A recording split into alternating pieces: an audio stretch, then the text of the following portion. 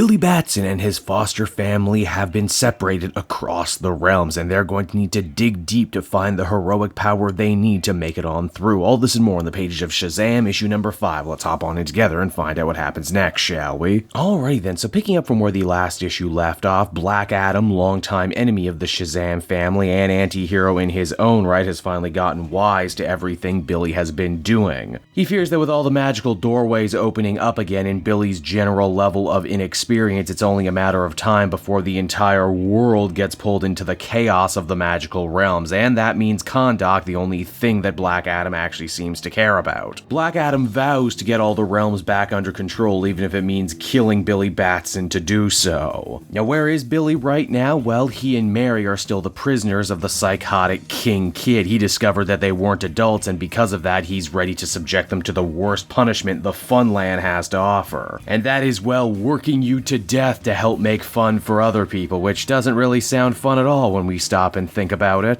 Shazam is quick to point out King Kid's hypocrisy, how he set up the Funlands to be the ultimate escape for abused and unwanted kids where they could live their heart's desire, but now he's punishing them the second they turn 18, basically making him every bit as bad and exploitative as the adults that hurt these kids in the first place. Obviously, this sort of thing only pushes King Kid further to the edge, and he wasn't exactly playing with a full deck to begin with. He vows to kill Billy and Mary unless they relinquish control over their magic. It's right around here we realize that Shazam and his family have really only been using a small fraction of their power, hoping that they could talk King Kid out of his evil plans, but now that they know that's not the case, he and Mary are ready to take the fight to him directly. But of course, this is just one of many stories involving the Shazam family and the realms. From there, we transition on over to Eugene and Pedro, who are stuck in the Gamelands. Pedro doesn't know what to make of this place, but you know, Eugene is elite gamer bro, who says that while he may never have had parents, may never have had friends, at least video games were always a constant in his life. Basically, he's been training for a scenario like this since birth. A place where points are everything, and if you die in the game, well, you die in real life too. They hope that if they can beat the Game Master in a race, they can accrue enough points to leave. The only problem is Eugene isn't chosen for the race, Pedro is, which means they're gonna have a Rocky montage wherein he teaches them how to gamers rise up.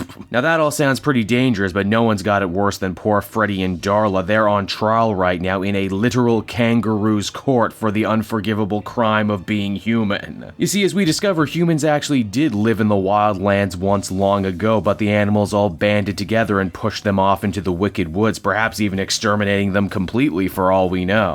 Now, while it's made abundantly clear that these animals hate humans, they hate tigers almost just as much. It seems that during the war of animals and humans, tigers actually tried to betray the rest of animal kind. And because of that, they've been turned into this society's pariahs and second-class citizens. We see all of this through the eyes of Mr.Tawny, who only wants to try and live peacefully with everyone else. But it would seem that Mayor Crunkett, the de facto leader of this strange society, has different plans. He wants Tawny to embrace his tiger nature and execute the intruding children, or he too will be killed. So, you know, it's the ultimate lose-lose scenario right here. And let us not forget, if all the dangers of the magical realms don't kill our heroes first, there's still the matter of Black Adam, who is on his way, fire literally in his eyes. But to get to our heroes, Black Adam is going to have to go through another villain, as Dr. Savannah and Mr.Mind reappear to try and stop him. Why? Well, they're building a society, don't you know, and they want Black Adam to join as the comic ends. And so that was Shazam issue number 5, everybody, and I felt it was a fun, if ultimately a little scattershot issue. I know building the Shazam family back into a bigger, more prominent team is something that they're really still experimenting with, and that a lot of Billy's foster siblings really don't have a lot written about them right now, and this is the time where they're really taking to flesh them out and build their characters and everything. And I'm not going to be one of those people who puts my foot down and says, oh, I want more Shazam in my Shazam comic. The other characters are fine. In fact, in some cases, they're better than fine, but I feel that building the characters and building all the lore around all these different magical realms at the same time, through such a short amount of panel time, kind of makes the comic feel a little all over the place. That's not to say I had a bad time, I just wish I had more of a focused time. Ultimately, I'd give this one a 7 out of 10. Hey there, everyone. Cape Joel again. Thank you so much for watching watching to the end of the video. I hope you enjoyed it, and if you did, why not take a look at some of these other videos I have available from the channel. Then you can follow me on Twitter and Facebook at CapeJoel, so you're always up to speed on what I'm doing next. And hey,